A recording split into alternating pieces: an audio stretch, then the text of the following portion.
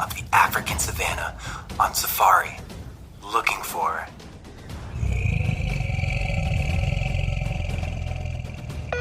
Mike, is that a lion stalking us? I think it's something much scarier. It's a search term report, and someone has keywords with 150% ACOS. Oh no, they never added any negative keywords. And it looks like all their bids are just $3. No bid optimization? We're in trouble. We need to do something about this giant ACOS, but I don't know if we can do it alone. Oh no, it's the ad badger. Should we run? No, the ad badger can save us. He'll rip that high ACOS to shreds with bid optimization and negative keywords.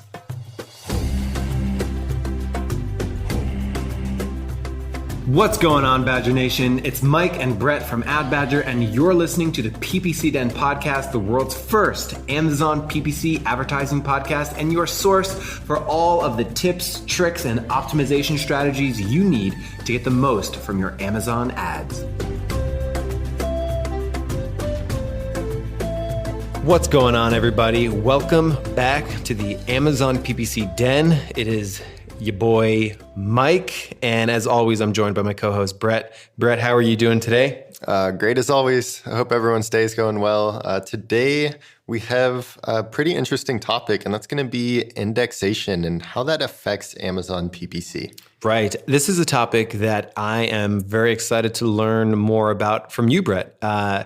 And for anyone, keeping track of the show, my background has always been just optimizing PPC campaigns on Google, on Facebook, and on Amazon, of course, for about the last 10 years. So I'm deep in straight up paid traffic knowledge. But what's really interesting on Amazon is that paid knowledge and sort of the paid campaign side of things is very tightly connected to the organic side of things. So we're going to be talking about a word, indexation, which is linking to the background of you, Brett. As an Amazon seller, indexation is something that Amazon sellers think a lot about, and it's got a lot of important parts of Amazon advertising too. So I guess like a question that I have for you, jumping right into it, is really, what is indexation? Like, what is this word? It comes up a lot. What is indexation? So basically, indexation is Amazon's algorithm reading, saving, and adding your listings information to a database. So the way it works is they have these crawling bots that basically scan through every listing on Amazon on a routine basis, and they're looking for keywords that pretty much helps Amazon system understand what the listing is. And that's important because that really helps Amazon match a listing with customer search terms, or what a customer literally types into Amazon search bar. So it's super important to make sure that your listing is being indexed for high traffic and relevant keywords relating to your product. And that's a quick rundown on what indexation actually is. Mm-hmm. So indexation seems like a precursor to ranking, whether it be ad rank or organic rank, where you can't rank for something that Amazon hasn't indexed your product for. So essentially, let's say I'm selling jump ropes. Literally, if somebody types in the word, fitness jump rope, and I don't appear anywhere in the listings, whether it be page 1 or 2 or 3 or 4 or 10 or whatever, if I'm not showing up for fitness jump rope, is the phrasing I would use is, I am not indexed for fitness jump rope. Is that right? Yep. Mm-hmm. And indexation is extremely important because, again, it helps Amazon match your listings with the appropriate customer searches. And that's not just for the organic side of things, but that's for PPC clicks as well. So, a lot of the times we may hear from somebody who's bidding a really high amount for a certain keyword, and they're just not getting any impressions, and they're just not appearing for that keyword. And most of the time, this is a relevance issue. Basically, Amazon's system doesn't understand what your listing is and doesn't think that it's going to be helpful for that customer's search. So they just don't display it altogether. So again, this is an extremely important topic. And also, indexation can help out with something called your ad quality score, and we'll get into that in just a second.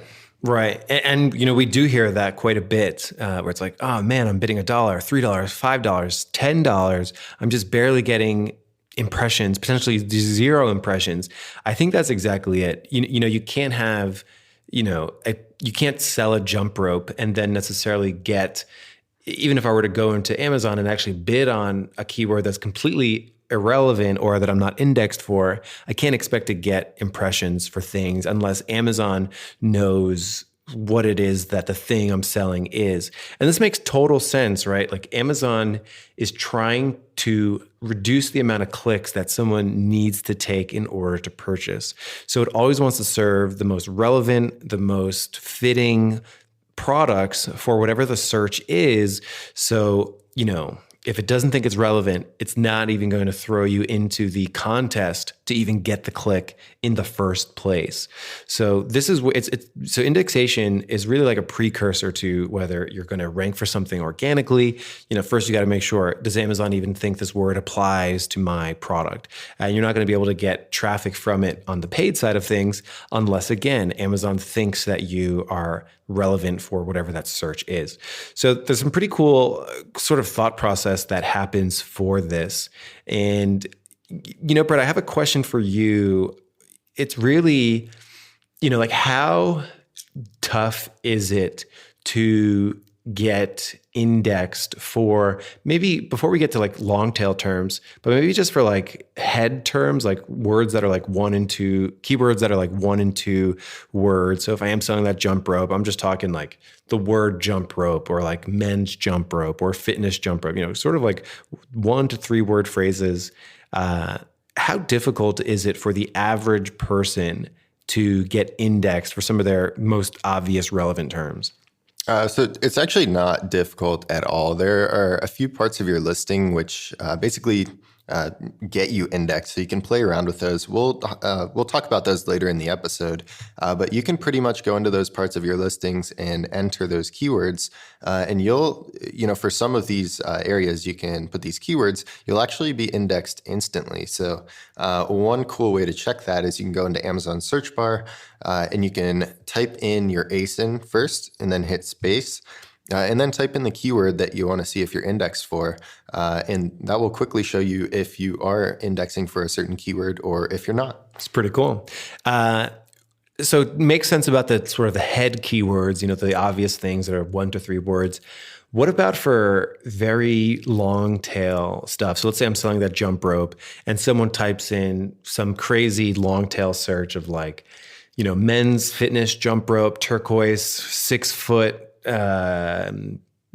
made for CrossFit, speed jump rope type, something crazy like that. How difficult, like how maybe even before how difficult, but how should the typical Amazon seller be even thinking of those crazy long tail terms when it comes to indexation?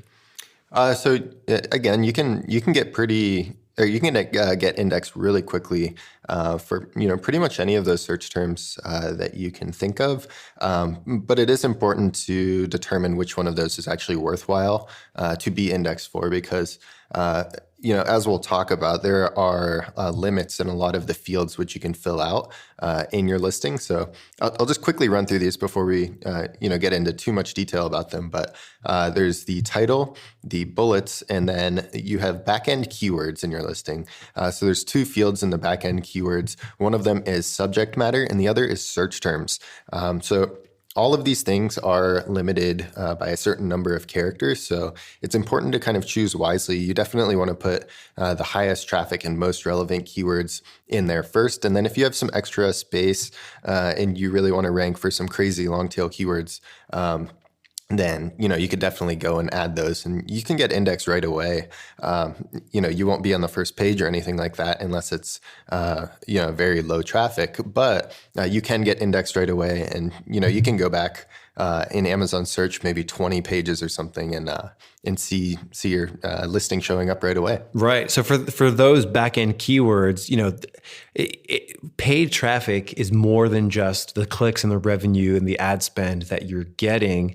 It's even on Google, it's especially true on Amazon because you can't actually see your organic clicks for keywords, like on a keyword by keyword basis. You don't really know exactly how much revenue is coming in for each organic keyword, but you can see that on the paid side of things. So this is like the perfect bridge between using paid information, taking the best terms from paid, and you have that real data, you have that search term data, and then boom, like this is great information for you to plug into your backend and sort of use that and then use those as roots and explore the left and right and up and down of where those terms will take you. So, that's just one spot where PPC can actually help boost your just total organic strategy because you have real tangible information. That's something that like I love about auto campaigns because Amazon's telling you what it thinks it's relevant for your product. And then you can actually see the search terms that you get clicks on. So, if you're looking at your search term report and you're seeing a whole bunch of irrelevant things that just make no sense for you to be there, that's a sign that Amazon's telling you, hey, we think your product is X. And if you see it as Y, then that's an indication that you should probably go back in and optimize some of those back end items. Mm-hmm. And if your auto campaigns, if you launch them and right off the bat they're, running at a really high ACoS, usually that's an indication of either pricing issues, and you just, if you're selling something for $10, your ACoS will probably be pretty high. But it can also be an indication that your ad quality score just isn't very good and doesn't have a lot of built up history. And what that ad quality score is just basically Amazon determining your listing's relevance for a customer's search. So, the A9 team and the A9 algorithm is, it's not super transparent. It's pretty secretive, actually.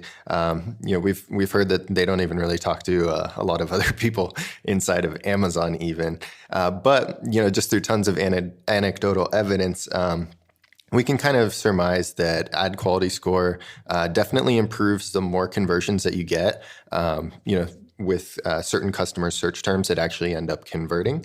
And that really plays a huge role and kind of works hand in hand with indexation. So making sure you're indexed is step one. And step two is actually getting conversions for the searches that customers are typing into Amazon search bar before buying your ad. That's going to build up your ad quality score. And that can actually really help the PPC side of things because if your ad quality score is really good, you can actually bid less than your competitors and you can still win the impression. And you'll see this a lot in your own branded keywords. So competitors could bid like $6 on your branded keyword, and you can bid like $1, and you'll still really dominate the impressions there, just because Amazon knows that your ad is much more likely to convert for what the customer is searching. Mm-hmm. Right. That's the goal of Amazon, right? It wants people to click on things and then make purchases, and then of course be happy with those purchases. So anything that you can do to help make that process easier, faster, Amazon will sort of reward you for that with that ad strength boost or ad quality score. And it's unfortunate that this isn't listed inside of our campaigns like it is on Facebook ads and Google ads, where they actually tell you, Facebook says, here's your relevance score, and then Google tells you, here's your quality score. But even on Google, they don't list every quality score. There's like a keyword quality score that you do see, but there's also an account quality score, which you do not see. So all these platforms are a little secretive of it, but they all sort of have the same goals of like, if you're an advertiser, can you make their lives easier, both the customers' lives easier, and in turn, Amazon's life easier by basically shortening the amount of steps. So you can see this in your own placement reports. If someone's scrolling through Amazon and they are clicking on the third page of search results for something, that person isn't finding what they're looking for very quickly.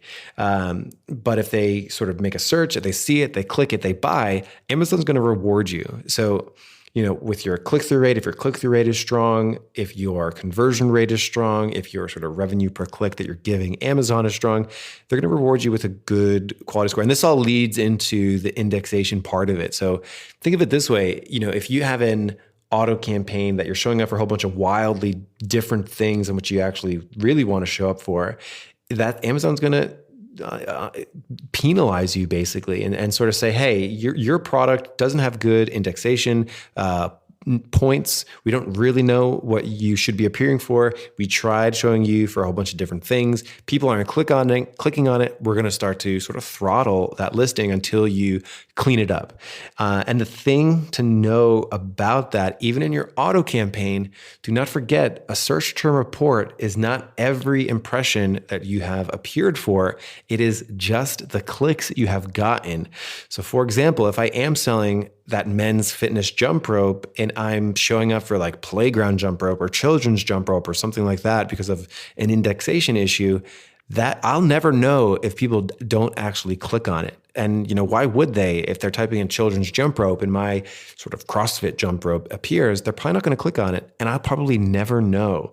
So being really good about looking after your listing, the title, the bullets, the content, the subject matter, the search terms that are included in everything, all ties everything together. So be sure all of that information is accurate. Play around with those searches. Try to do some proactive negative keyword research to sort of prevent crazy things like that from ever even triggering your ads so you don't get dinged with really low click-through rates. Yep. And we do have a few tips that you guys can implement because we do want you to have a few takeaways from the episode. So let's just quickly go into those. So the first thing that I would highly recommend doing is making sure that the different parts of your listing that do get indexed are really well filled out and you do a really good amount of keyword research for those. And if you've been running advertising in the past, consider taking your converting search terms and going ahead and migrating those into these areas. So again, there are pretty much 4 areas of your listing that do get indexed by Amazon. Everything else is ignored by Amazon's system. So, it doesn't even look at your description, for example. So the first thing is your title. Make sure it is really well optimized and full of your highest traffic, most relevant keywords.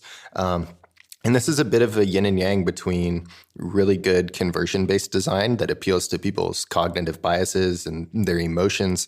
And then, the other half of that yin and yang is, really good SEO and getting, as many of these keywords in there as possible. And in your title, actually the first 70 characters are indexed with the most heavy consideration by Amazon's algorithm. So that's something interesting to know.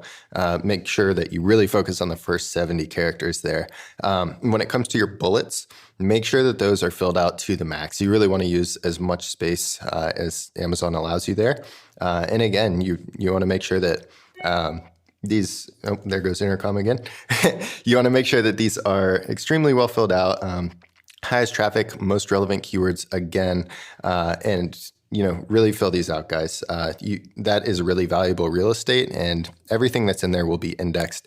One thing that I've definitely noticed is that changing up your title and bullets won't get you indexed immediately all the time, but these other 2 areas, you actually can be immediately indexed for keywords. So again, if you go to edit your listing and you go to backend keywords, the tab there, and look for subject matter. That's one of them that gets indexed. And the other one is the search terms field. So these should be filled out, again, to the best of your ability. And if you have just recently launched your listing and you don't have many keywords yet, you could consider using something like a reverse ASIN lookup tool, which basically goes and scrapes your competitors' listings and sees all the keywords that they're showing up for. So you can consider using that. One thing to note there is not all of them will be relevant, but it's definitely a good idea to take a look through. And maybe some of the keywords that you'll find there are ones that you haven't considered before. So there can be some value for this. So the process of looking at your competitors' ASINs to get sort of keyword ideas, sort of scanning the page. And one question we get asked sometimes, are those sort of scanning the competitor's page, taking the competitor's ASIN and putting it in one of these tools? The tools don't have access to the back end. Is that right, Brett? Right. Yeah. They're just looking at the front end of the listing and taking pretty much unique keywords from there. Right. Cool. And then taking those sort of key terms that you notice that your competitors are using a lot, maybe some of your bigger competitors are using a lot, looking at your search term report to see the items that are converting a lot, and then taking those search terms from your ads and sticking them into your back end. How often would you say that people do this? Because I'm a huge fan of like setting up optimization calendars. We use Asana to keep track of everything here at AdBadger. So when you are, how often would you say this happens? How often should people do this? Let's say if there's a campaign that is spending, let's start small and then work our way up. So like, let's say somebody's spending just $1,000 a month versus $10,000 a month versus $100,000 a month. What's the cadence that you'd recommend of like taking your paid data and then working that into your back end? So typically if it's a new listing and you don't have these filled out all the way, maybe this is something that you could look at every day or every other day until you really build out that listing. For more established listings, you definitely don't have to do this super often, maybe weekly, maybe every 2 weeks. But it's always, an ongoing process. And what I'd personally recommend is, we talk about RPSB on the podcast a lot. So people are already going into, their search term reports or using a tool to peel out their converting search terms and then turning those into exact match keywords and then blocking them from the source campaign, and that's usually the auto campaign. Maybe if you're already doing that process and you have a cadence for that, I would just do it in, that same sitting. If you're already doing that, just go ahead and take, any new converting keywords. Make sure you go in, check out your listing, check if you can further optimize your title and your bullets and your backend keywords, both the subject matter and the search terms. Right. And maybe that doing it by thinking about these cadences by campaign size in terms of ad spend doesn't really make sense. Because we've seen very large accounts, spending $100,000 a month plus not have well optimized backends. In fact, it's sometimes a lot more difficult for people with, thousands and thousands of ASINs to actually get these things right. So it's pretty interesting to think about the cadence of doing this, but definitely at least once a month, if not every 2 weeks. And then, of course, if you have hundreds or thousands of ASINs, you're going to have to take some time to actually think about a workflow to be sure that your indexation is where you want it to be for all of these products. So, just like a lot of things in digital marketing, indexation for large sort of SKU accounts, just a matter of sort of rolling up your sleeves and getting it done, setting time out for it and getting it done. Yep, absolutely. And I think that wraps it up for this episode, guys. Hopefully you can take some of those tips and apply them to improve your own ad quality scores. And I think you'll see some awesome PPC benefits from that as well. Yes. Thank you so much, everybody, for listening. This is episode 28. If you ever have any ideas for the show, feel free to go to adbadger.com/podcast. We have that chat bubble in the bottom right. Hit us up. Let us know what else you'd like us to talk about. Yep. And we'll see you guys next week. And thanks again for listening. Have a good one. Hey, everybody. It's Mike here. Thank you so much for listening to our podcast. And as some of you may already know, the podcast isn't all that we do when it comes to Amazon. We actually spend the majority of our day working on building the best Amazon advertising tool we possibly can to help automate a lot of the concepts that we discuss during the show. Yep, and we appreciate you as listeners. We'd love your feedback about our app. And if you're interested in giving our free trial a shot, just head on over to adbadger.com/podcast deal. That's adbadger.com/podcast deal. Thank you so much for the support, guys. We really do appreciate you, and we'll see you next episode.